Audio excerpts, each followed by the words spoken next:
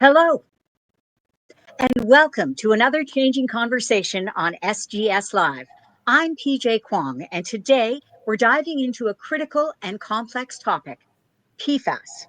These are a large group of widely used but often misunderstood chemicals found in everyday products like water-resistant clothing, stain-resistant furniture, non-stick cookware, and environment, food, products, and beyond. In this session, we'll explore how SGS leverages cross-division expertise to address PFAS challenges and discuss key industry trends, evolving regulations, and innovative technical approaches to PFAS management.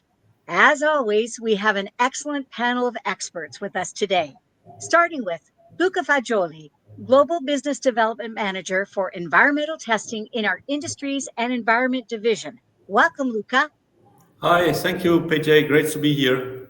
Lovely. Our next guest is an SGS Senior Technical Manager in the Connectivity and Products Division, Melanie Temayo. Welcome, Melanie. Hi, PJ, and thanks so much for having me. Lovely. And our final guest is Nicola Ackerman, Business Development Manager, Beverages. Welcome, Nicola. Thank you, PJ. I'm delighted to be here. You know what? We're going to do something a little different this time, and we are going to start this particular session off with a poll, and it's going to be for our audience, and it's very much important for our discussion today. So here's the question. What percentage of U.S. drinking water is estimated to contain PFAS? So the percentage of U.S. drinking water that is estimated to contain PFAS. Here are the answers, and I want you to put them in the chat window below. Number one, less than 25%. Number two, around 45%. Number three, more than 50%. So make sure you put your answers in the chat window below for this very interesting poll topic, and we are going to start our conversation with our guests right now and check in on the website in just a little bit. So this is a question for all of you to kick things off.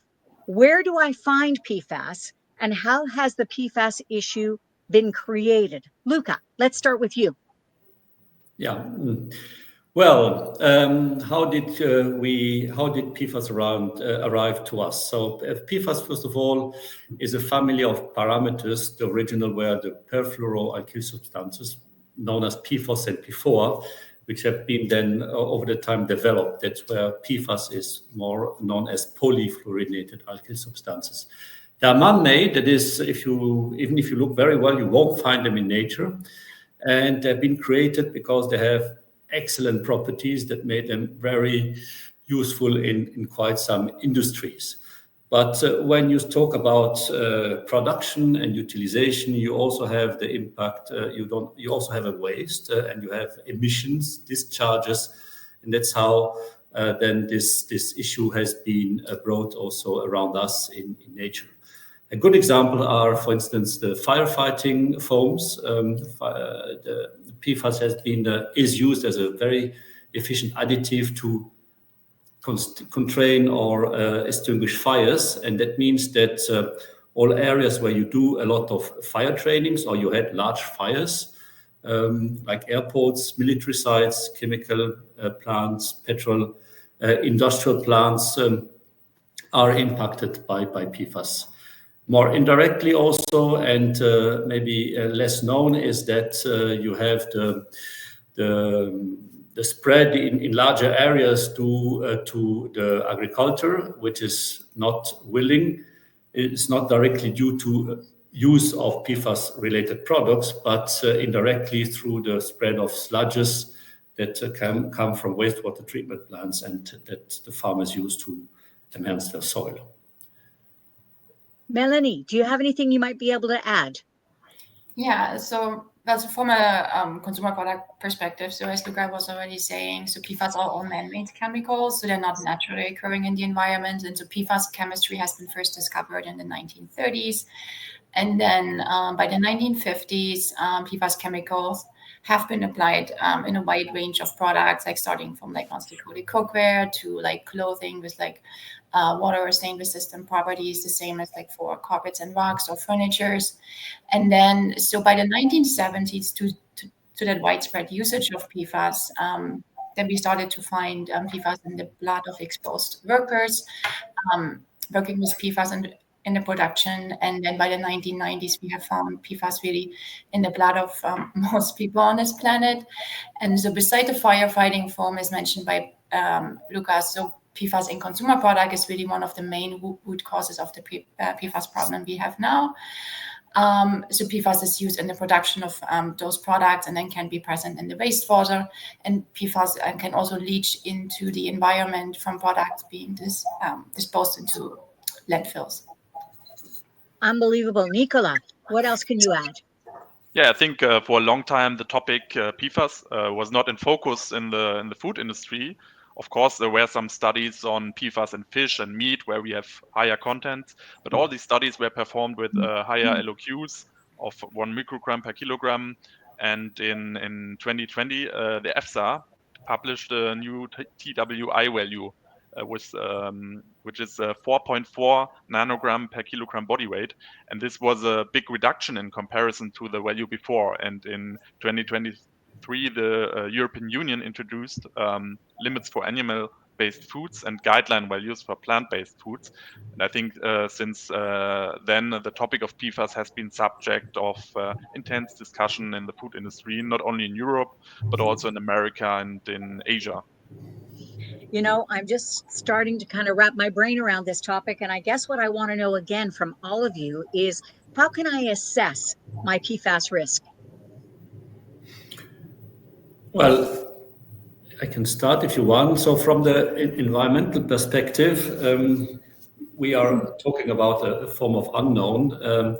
So the way of looking at this is to start with a kind of environmental due diligence or a kind of environmental study, which is first step in which you look at the site, the usage of the site, the history, the production or type of production, if there's any incidents, if there have been fire mentioned before.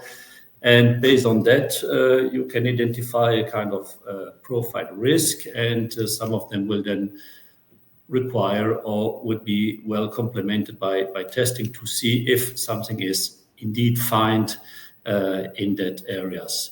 So, but the complexity here is the number of PFAS. We have today a database from the US EPA at 14,000 PFAS and growing.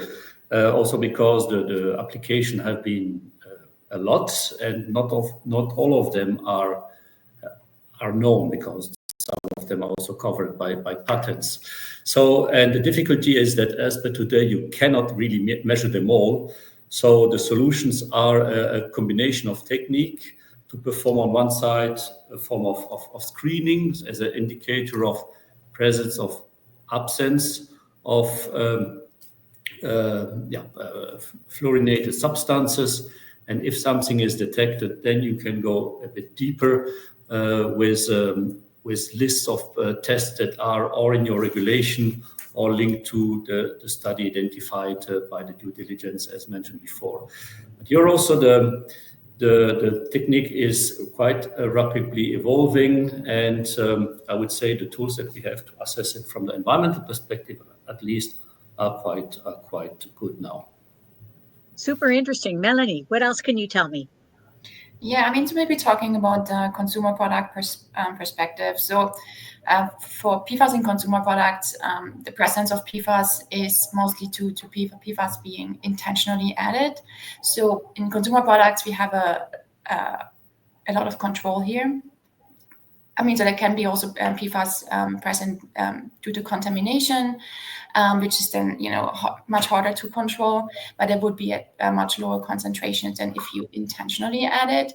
So then if you don't want to have PFAS being added to your products, then you would control that through basically a two-level approach, how we usually recommend to our customers. So first you would communicate along your supply chain that you don't want to have PFAS added to whatever you are sourcing from your suppliers, to materials or products, and then also ask your suppliers to sign a declaration to you confirm that, and then you verify those declarations, especially for like high risk materials and products. So for example, if you have like a water or stain proof labeling, or you have like paper-based food packaging, or you have like certain kind of textiles, then you verify those through testing. And so for the testing approaches for consumer products, we have like similar approaches as was Luca was saying. So we have fluorine screenings, and then we have PFAS target analysis where we are looking for individual PFAS compounds. The interesting part here is that there is so much to talk about, which means, Nicola, you probably have some more things to say. Yes. For the food industry, it's difficult to take control, but there are some good opportunities for food producers to assess the risk, and there are three major influencing factors here. And the first thing is the location risk, or the location is the biggest risk factor. If food is grown or animals are in an area with a known PFAS contamination, there's also a high risk of PFAS in your product. You should keep that in mind also for your suppliers, where they are located. If you supply ingredients for your product. And there are some quite good maps that show PFAS contamination in water and soil in Europe. And these maps are also available in the US or in China. And this also helps you to assess the risk. Is there any area where a known contamination is? And the second risk is the type of food that you produce. There are foods that accumulate PFAS more than others, and in general, animal-based foods have higher contents, but it always depends on the species. In fish, for example, we have high levels in eel and in carp, and lower contents in fish like salmon, for example. And when it comes to meat, we have really, really high levels of PFAS in game meat, and especially in liver. Milk, for example, tends to have lower levels, but in principle, high levels can occur in all matrices depending on the location. And in plant-based foods, we have quite lower concentrations, but there are also risk products like mushrooms. And there are studies that have shown or that indicate that higher levels are in vegetables than in fruits. But all in all, the study base is not so good for plant-based food. So I think there will be some new insights the next years. And there are also several processing risks, like the production water, which is used for irrigation as an ingredient, or for the animals, can contain PFAS, and packaging material can contain PFAS. And there are also pesticides that contain PFAS. So there are a lot of factors that you have to take in mind. You know, as we're starting to find out, there is a lot going on here. So my next question is really, how can companies ensure that their products are PFAS free? I mean, given the complexities of the testing. Again, it's for all three of you. Luke, I'm going to ask you to go first. It's for products, but even then, I would say, from my perspective, it's the inputs from the environment into the production. And what comes in mind to me is water. So water that is used in the processing of whatever products, food products in particular. If you have a contaminated water, it can have an impact. And apart from that, I would rather than on the product question leave the floor to my product colleagues. Okay, then I jump in. So generally for products, or like I'm talking about consumer products, I mean, we first of all, we generally recommend moving away from the term PFAS free in case you want to make a claim like this, as this is hard to control. As said, you can control what you intentionally add to the product or not, but it's much harder to control potential PFAS contamination during your production process, or maybe from the materials you are sourcing. So given that, we better recommend using claims like such as made without PFAS or no intentionally added PFAS on your product. Also, while we're at this topic, we as SGS actually do provide a test mark, which is called PFAS assessed, which is looking into the presence of commonly used PFAS in your products. And then if you don't find those PFAS in your product or in your material or whatever it is, you can carry this this test mark. So then you have like the third party verification instead of just having like your own claim, which is, you know, usually more trusted by consumers. That's very exciting. Nicola, what can you add? Yeah, as Melanie already said, PFAS free, it's such a big thing, and it's quite difficult with more than 10,000 different substances. But in the food sector, however, the focus is very on the 4 EFSA PFAS. So I would recommend to test for them, as they are also regulated in the European Union. But we also know that plant-based foods have short-chain PFAS, and animal-based food tends to have long-chain PFAS. So it makes sense to expand the testing package for those kind of substances. And I think also the packages of testing will continue to grow here.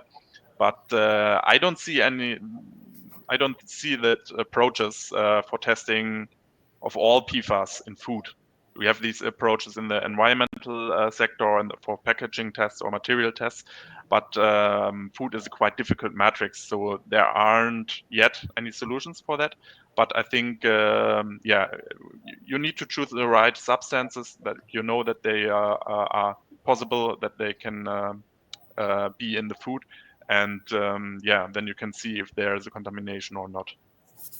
You know, it's maybe time to sort of turn the corner and narrow my focus a little bit. So I want to talk about PFAS in the environment.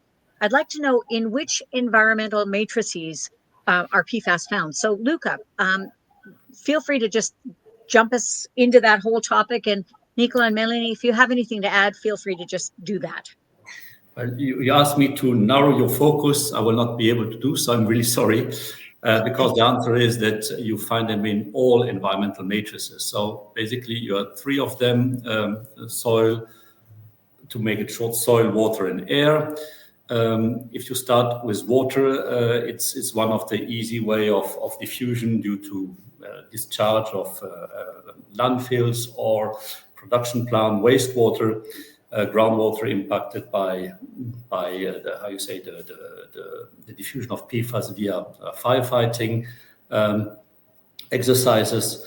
So the water is impacted, not only the groundwater and wastewater, but also the stormwater, because you find PFAS in the air through emission. It has been tried to eliminate PFAS by combustion, for instance, but there's some progress in that area. However, if the combustion is not done very well, what you try to destroy by putting it into your burning plant comes out from your chimney and then is spread again around, and all this lands on the soil, not only through deposition, but also as we said before, due to sludge diffusion. So the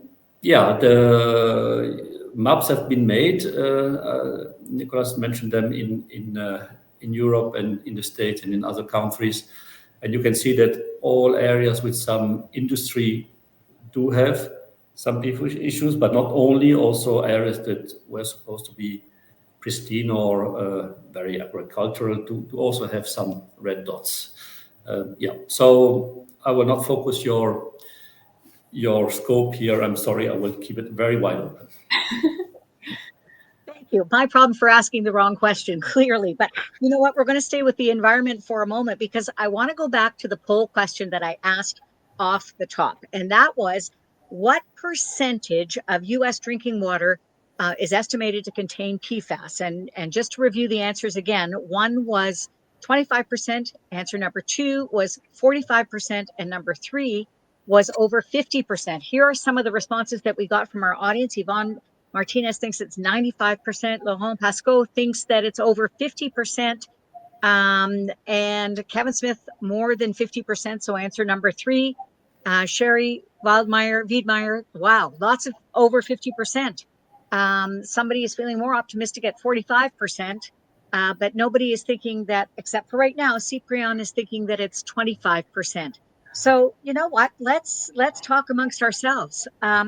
I'm starting to get the picture now, but I want to hear from you, my SGS experts, if you can give us the correct answer and why this is so. Nicola, I'm going to start with you for a change. Yes, based on the studies we have, it's 45%, but it's always, as we already said, we are talking about 10,000 substances, and it's always depending on which substances has been part of this study. So I think, in my opinion, there's no total truth on that, but we can say that it's about also another. We see that in other industrialized countries, wherever PFAS are produced and used, and high levels of PFAS are present, and it's always about 50% in the drinking water, for example, also in Germany. And yes, PFAS are extremely stable and mobile. And this means they end up in the environment, and then they end up in the drinking water as a result of their use. And they are currently not removed from wastewater or drinking water. And this is the reason why we see those high concentrations. Unbelievable. Melanie, can you add anything? Yeah, I'm not sure if I have so much to add to it. I generally agree with what Nicola was saying. So generally where PFAS or PFAS-containing products are produced, there's a high chance for the PFAS then to be present in the wastewater, from there getting into the general water streams, same like with landfill location, and even like firefighting foam being used, for example, particularly around like military sites. So this is then in those areas you typically see a high concentration of PFAS, and also, unfortunately, in the drinking water. Luca. Yeah, I'm interested to say. indeed, it's quite worrying, the impact on drinking water. And if you Google around, some highly publicized research have been done in Europe on this matter, but also in the States. And a large amount of samples contained PFAS. And in Europe, particularly, what came out is the TFA is one of those short chain PFAS, particularly soluble and mobile. And and the measurement of that PFAS is rather recent, but it has been found in the exercise, at least the European level, in 3/4 of the sample taken. But also has been shown in around 20 to 30% of the bottled water that has been tested. At the moment, this very short chain PFAS or TFA is looked after in Europe, not as at the same level in the US or in Asia, for instance. So I would say the data over there will evolve in the next couple of months or years.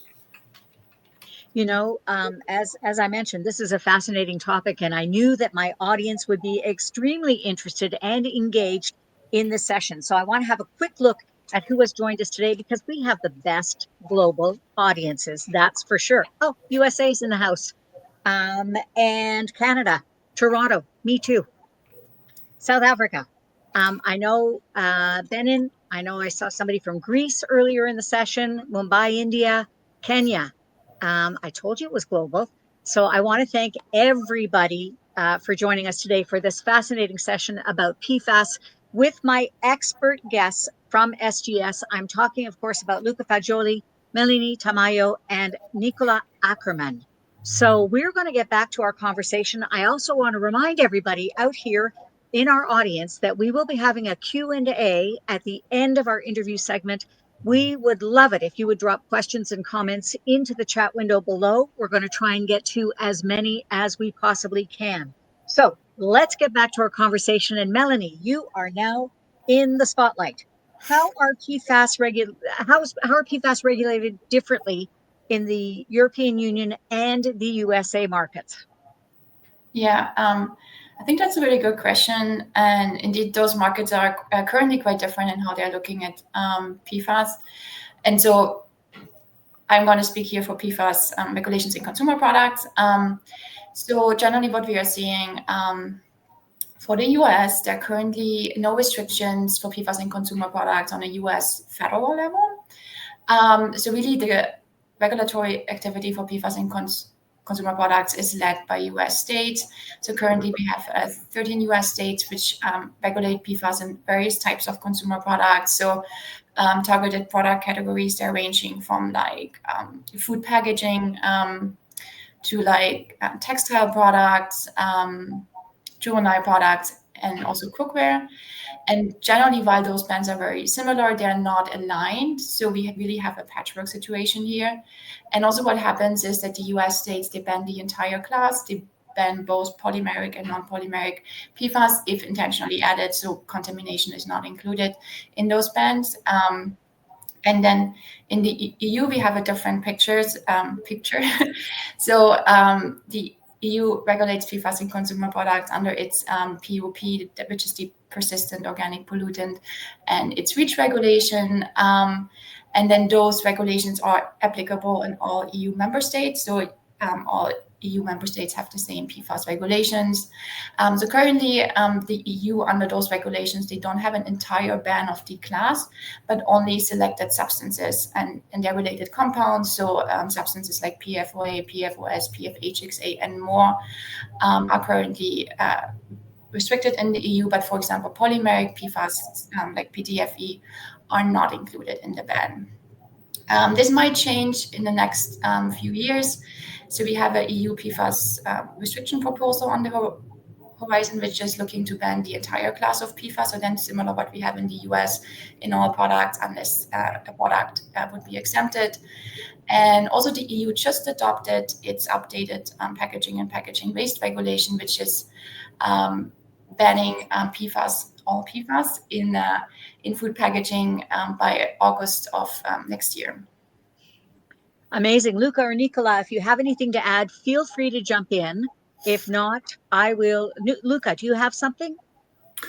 I would say on regulation, I would say there is on the environmental side is the same.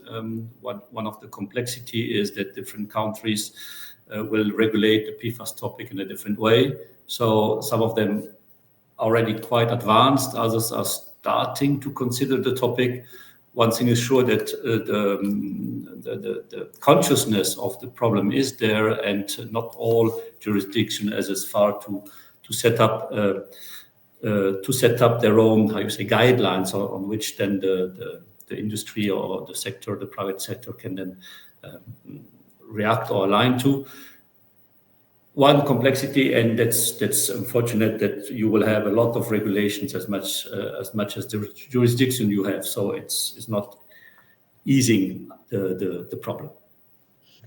You know what? We talked about environment. We talked about food and products. And Nicola, since you're our food guy, this next question is going to be for you. And I want to know, what can food producers do to reduce PFAS content?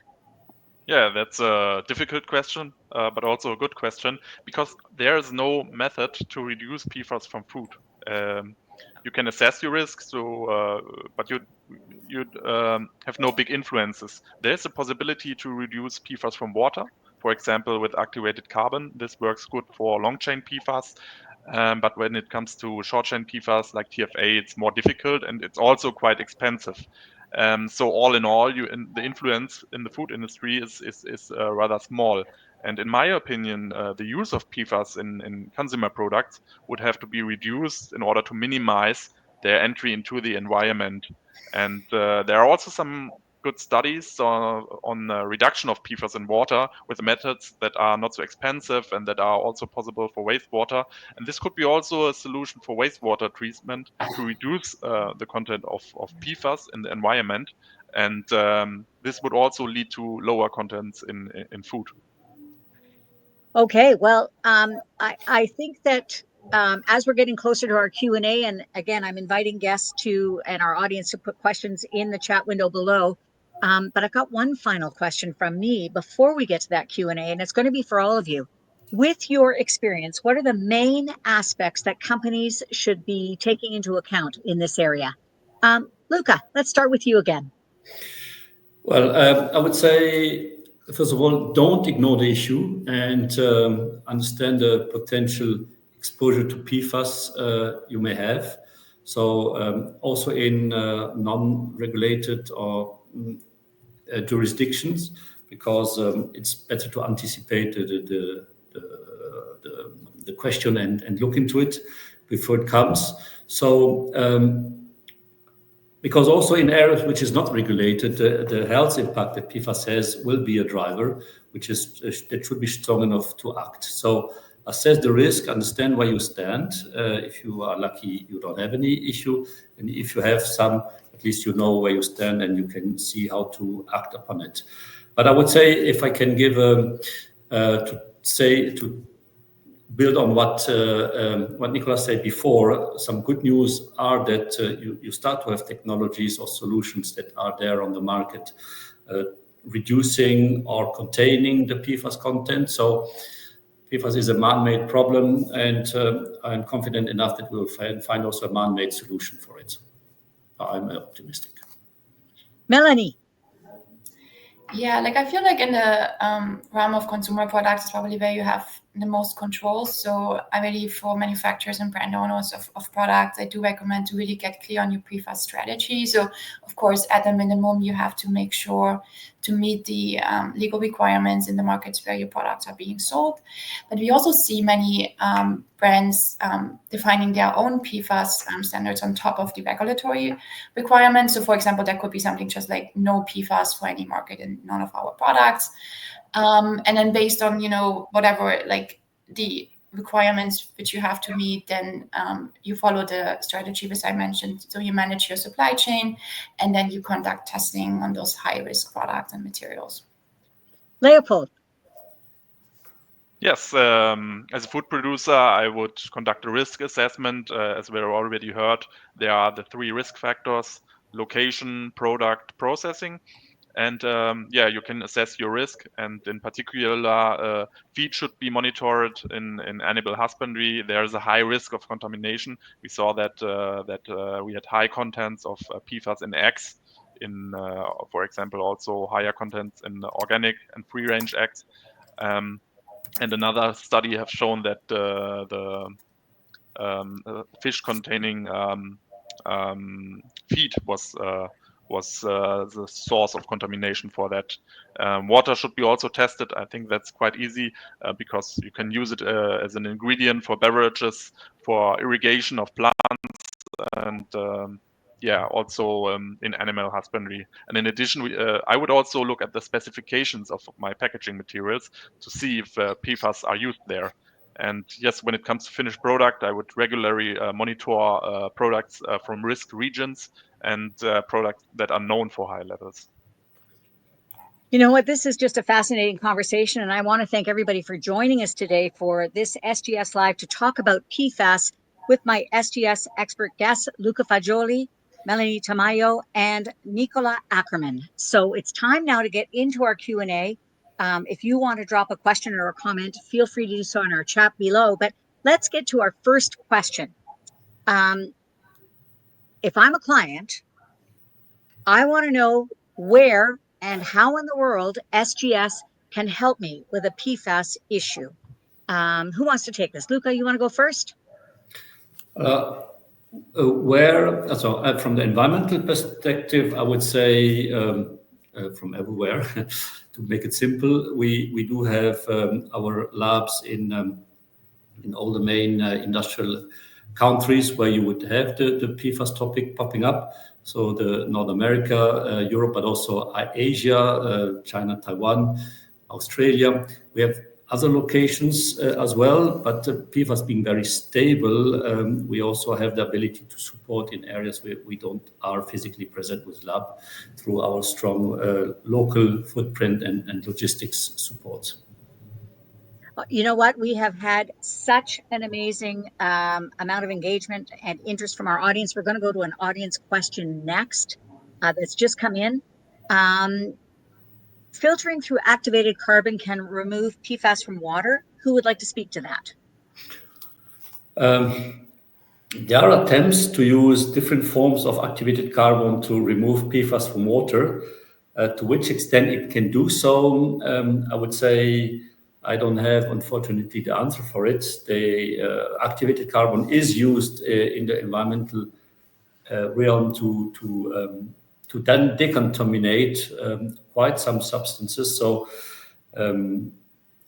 I won't now say that specific activated carbon will remove all PFAS from water because I don't have that information. But it is one of the technologies that are tested. There are other ones using plants, for instance, like tests are being done with phytoremediation.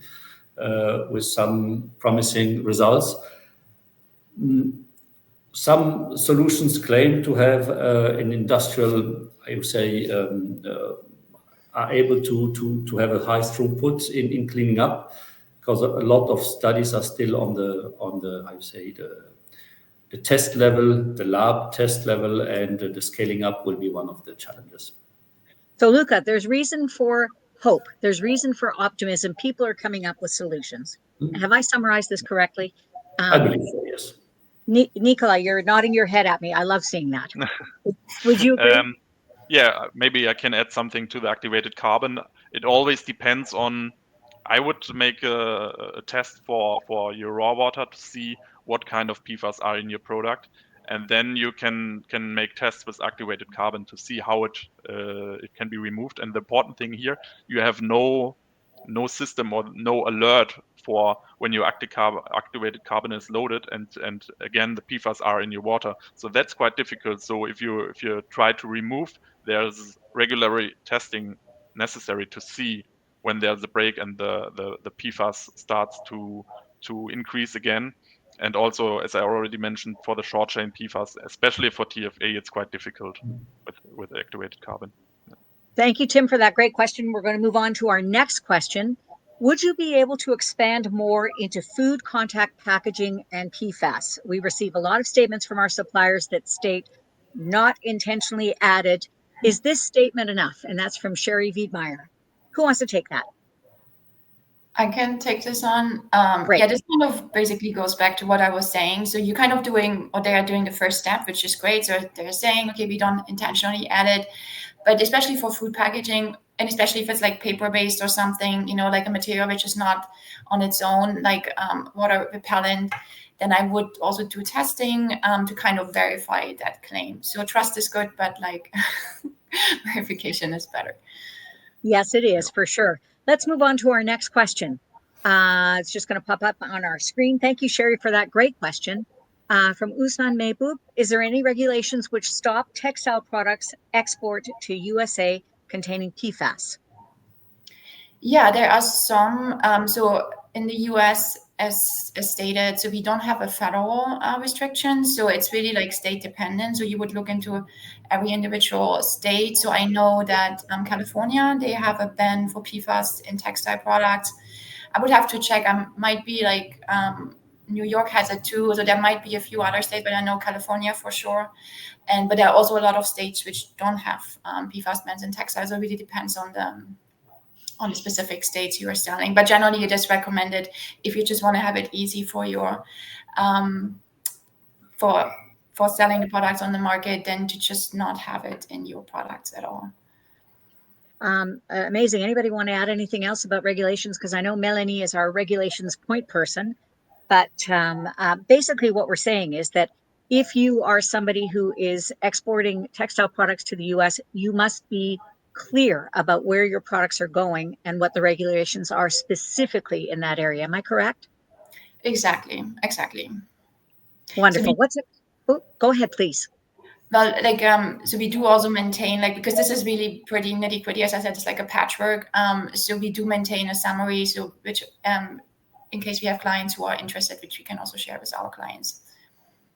Amazing. So get in touch, people. That's the advice that I'm going to give you from here. What is our next question? Let's just take a look. It appears PFAS sources are numerous. Will this be a challenge to identify the main source and who to advise? This is from John. Thank you for the question. It kind of reminds me, Luca, of what you were talking about before, which is PFAS is really everywhere. So is it a challenge to identify the main source of PFAS? Well, I would say the challenge will be it will be based also on your location and your environment. So I would say if you are the very easy answer, if you are close to a PFAS production plant, you will have more probability to have a contamination source due to water discharge or waste disposal than if you are in the middle of nowhere. If you are close to airports or industries where you have a regular fire drills, fire tests, or even fire events. I would say those ones are a signal that you may better look at them, and with a higher probability to have then those areas as a source of pollution. So Nicola, sorry, yeah, go on. No, I was just going to jump in with Nicola. Like when we're talking about identifying main sources, is this something that is important in the food area, or is it just? Yeah, definitely, yeah, because there are several sources. I think packaging material could be a risk. Yeah, because packaging material can contain PFAS, and there were also some studies or some samples where we had really high contents in bakery goods, and it was the assumption was that the PFAS were from the packaging material. So this could be one source, but there could be also other sources, and it's quite difficult when the food chain is the food supply chain is quite complex. So when you get products from your supplier, it's like a black box, because I think the transparency is very important with regard to this, to see maybe are there some products that are from a risk-based area or something like that. I think that's the complex part of it. Yeah. Lots to consider. John, that's a great question. We're going to move on to our next question. And it's about seafood. Sierra May wants to know, the FDA had been annually testing PFAS in seafoods. Which do you think has higher risk for PFAS, farmed or wild caught seafood? That's quite a difficult question, because there are several studies on that, and those studies are not quite clear. What I see is that the type of product or the species has a very big influence. We had this FDA study, and it was clams with a very high content on PFAS, and all exceeded the European limit values. So I think it's depending. I think in farmed fish, the influence is bigger. You can test the water to see whether there are PFAS or not.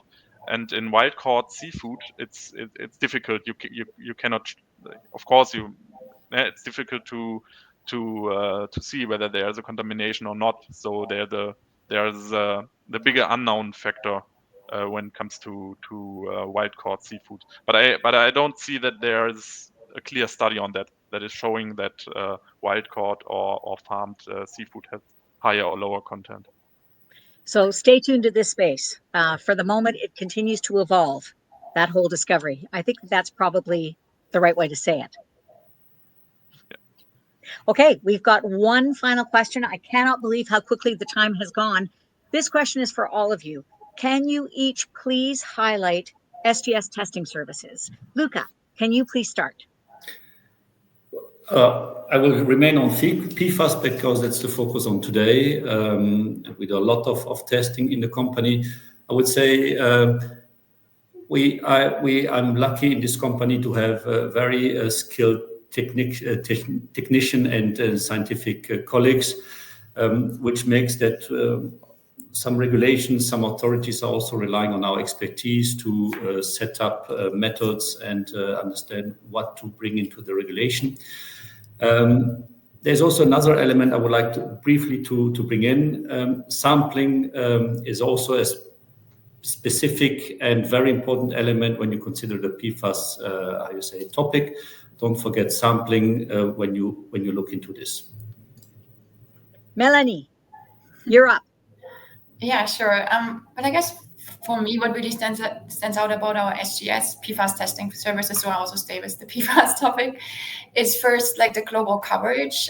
So as Luca already mentioned, for the environmental testing, same for consumer products. So we can handle PFAS testing in many of our Asian locations, including like China, Hong Kong, India, Thailand. We can handle it in Europe, in locations like Germany, France, and Turkey. And we also have full test capability here in North America in our US Fairfield lab. And furthermore, what I feel like also always stands out to me is the amount of individual PFAS substances we can cover in our PFAS target analysis. So on a global level, we are right now at 470 individual substances. And here in the US, we can currently cover 376 individual PFAS compounds. That is amazing. Last but not least, Nicola, you have the last words. Yeah, thank you, PJ. Yeah, I think as Melanie already said, we can bring the holistic approach to it. For example, for a food producer, of course, it's interesting to test if your food containing PFAS or not. But also for a food producer, it could be interesting to testing for materials or for water or probably also for soil or for other matrices. And I think we can bring the holistic approach and we can test everything. And I think this is a quite big advantage. We also have the experience for all matrices. I think that is a big point. With regard to food, we have a very, very low LOQ, up to 1 nanogram per kilogram for food. And if it comes to liquid food, we're able to have a LOQ of 0.2 nanogram per kilogram, which is very low. And I think we are always developing new methods. For example, for the PFAS total value from the European Drinking Water Directive, we are developing techniques like EUF, or also we are in the development for non-target screening. So I think there are always new developments on that. You know what? I am going to have to stop things here, although I could talk about this all day. You have been fantastic guests. Luca Fagioli, Melanie Tamayo, and Nicola Ackerman, thank you so much for your expertise on this topic, PFAS, and what companies should know and do. We're so glad that you were here to join us on this very informative session. If you have any questions or comments that you'd like to add to our chat, we will be happy to get back to them as soon as we can. And also look for the link in the comments in our chat if you're looking to connect with our services. In the meantime, I'm PJ Kwong. Thank you so much for watching. Bye for now.